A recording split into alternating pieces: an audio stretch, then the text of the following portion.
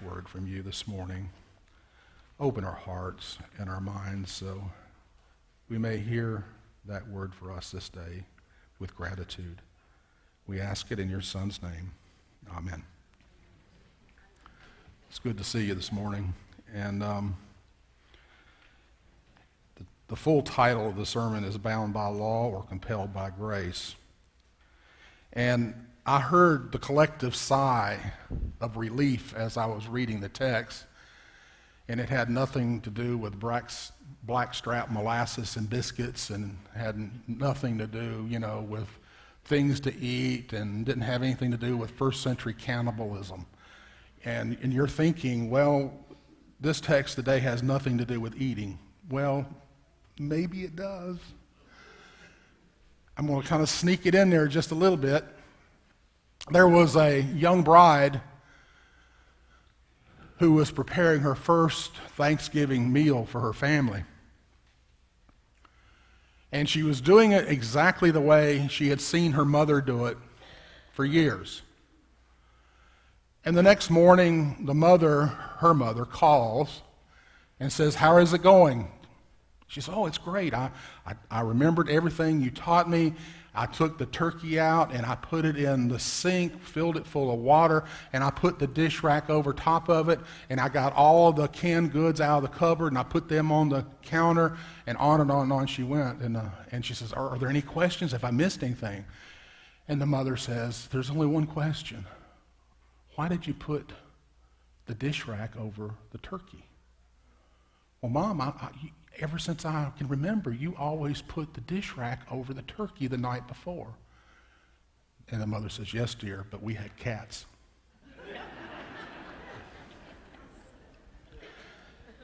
Now, before you get to thinking that this is a female thing, but there's a story, it comes from World War II, about some Seabees, and they were in the Philippines running some electrical line, and one of the junior privates, one of the privates saw some leads that needed to be hooked up, and so he ran over there to hook it up, just like he had seen the sergeant had hooked them up for a year or so. And so he reaches down, he picks up both leads, and you can imagine he gets shocked. And the next thing he knows, he's waking up in the hospital, and his sergeant comes in and says, "Why in the world did you not turn the generator off before you picked up those two leads?" He said, "Well, I've seen you pick up the two leads ever since I've been under your command." He said, "Yes, son, but I have one wooden leg." So, this text this morning is about traditions. Traditions. And sometimes traditions get started easy enough, simple enough, and then they go into something entirely different. How many of you in your family have traditions? Okay, she put you on the spot, didn't she? Okay.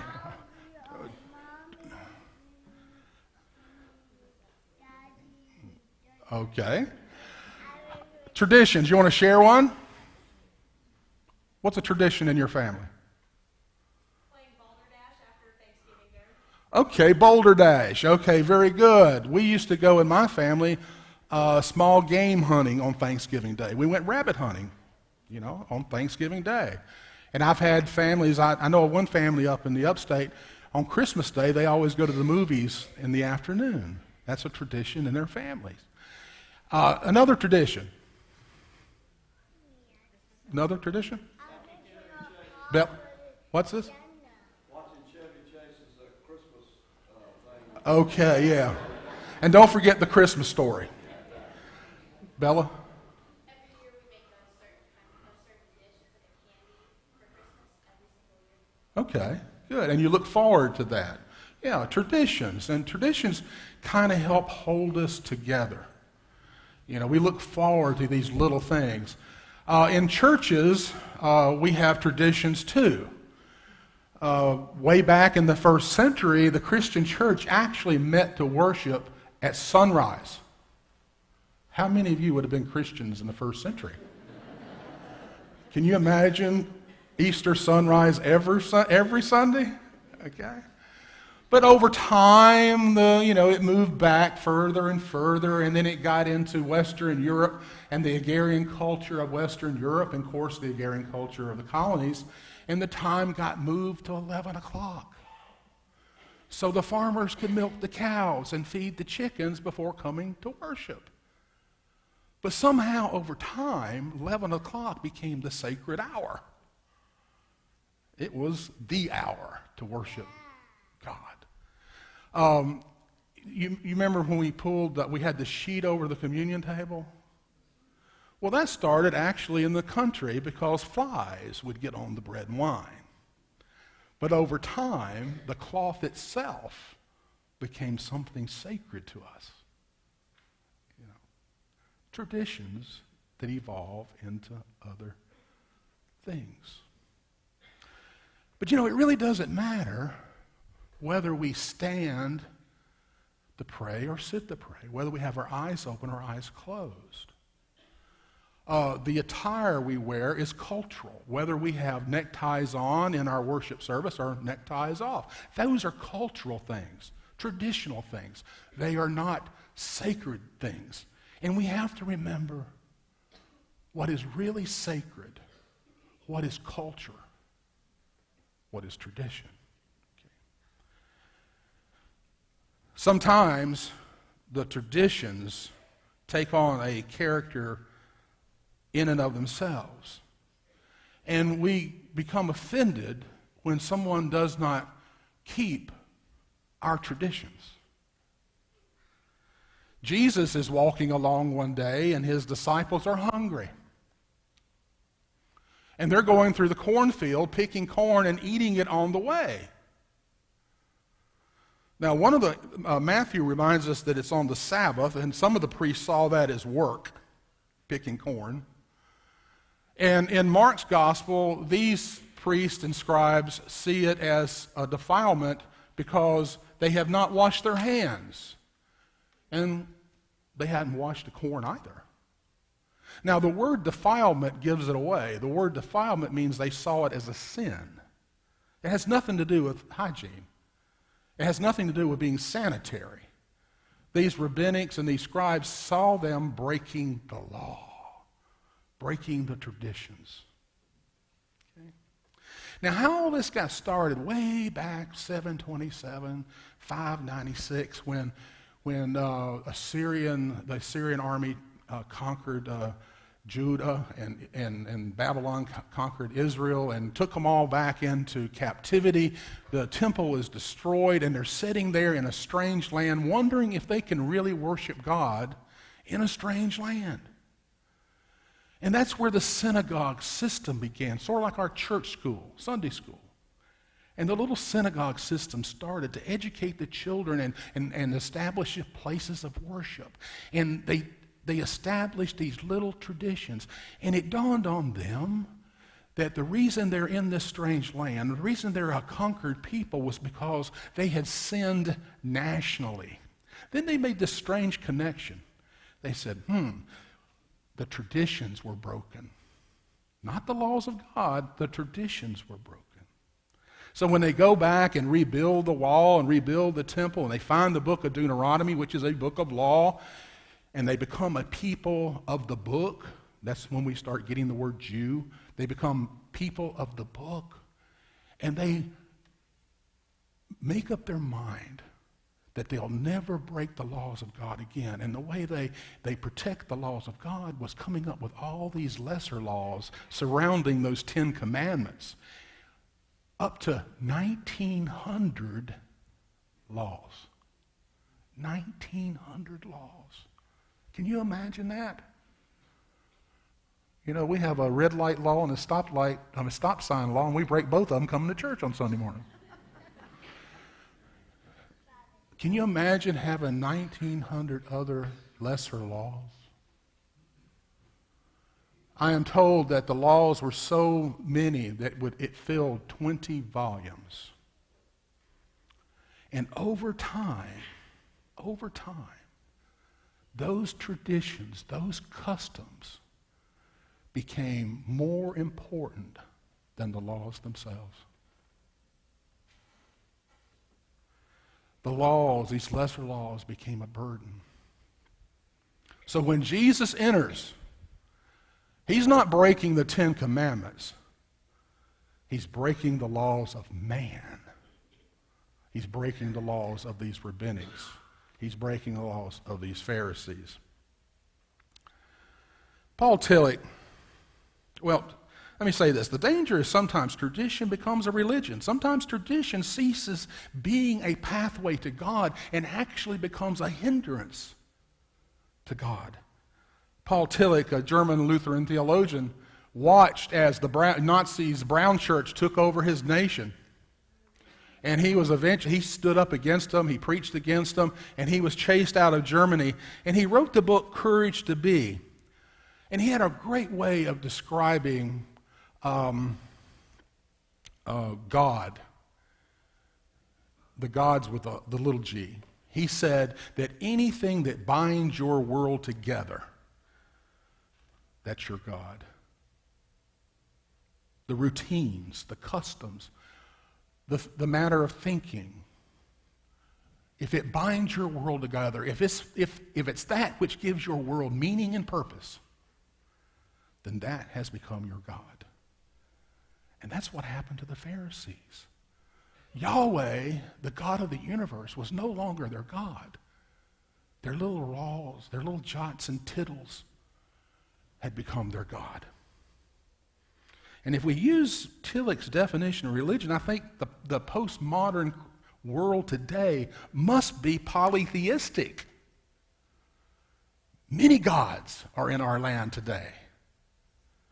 The God of power and prestige and might and tradition. And let's not forget the gods of sports. And I realize football is right on the cusp right now. Soccer, baseball, basketball, tennis, NASCAR, Hollywood, and extreme tiddlywinks. They have become gods in their own right. Yeah, by the time Jesus began his ministry, these lesser laws and traditions had become the ultimate concern of these pious Jews. And Jesus says to them when they challenge him, it's not what goes into a person that defiles or makes them unholy.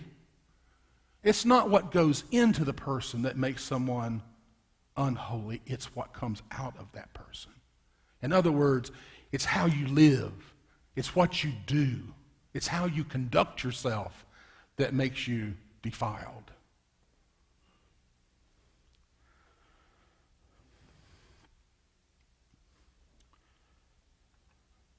In other words, it's the heart that defines a person. It's not where we went to school. It's not where we were born. It's not our family name. It's not how many CDs we have in a bank.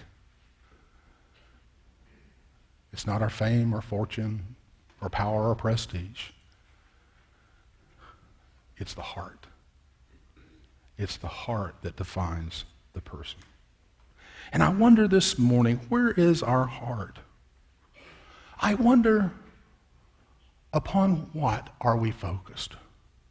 What is our ultimate concern? Are we compelled by love? Or are we bound by law or tradition and customs? Harriet Beecher Stowe said that she went to a party one time and the people acted as though they had left themselves at home. And what she meant by that was the party was all pretend. People in the party pretended to be what they were not. In other words, they weren't real. In other words, they were false. Or they were hypocrites, to use Jesus' word.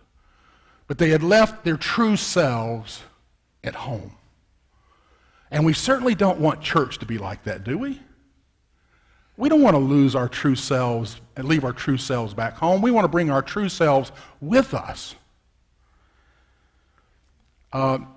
Because, like in Friedrich Buechner's Book of Beth, there's Antonia Parr, character Antonia Parr, who says he met a girl, a woman,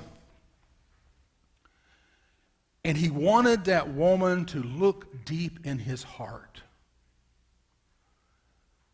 Not because he wanted her to see what was there, but so he could see what was there. And that's why we come to church.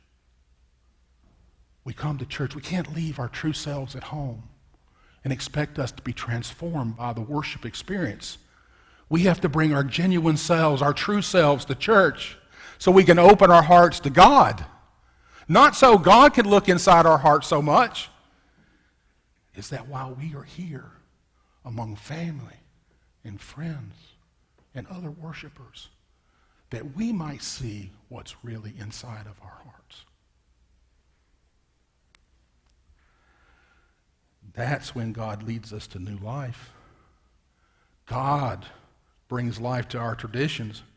And when faith is authentic, the practices of faith lead to joy and happiness. It sets us free to be and become. Worship becomes a means by which God touches our hearts, changes us, turns us around. The stories of faith become an avenue which we hear God's voice.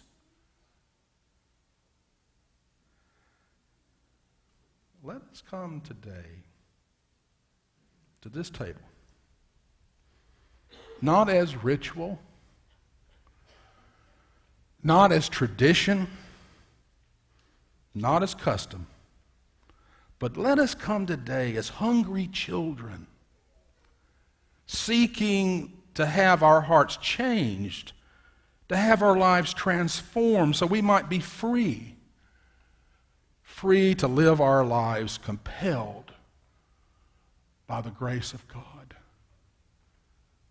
Lives not bound by the laws, but compelled by love. And all God's children said, amen.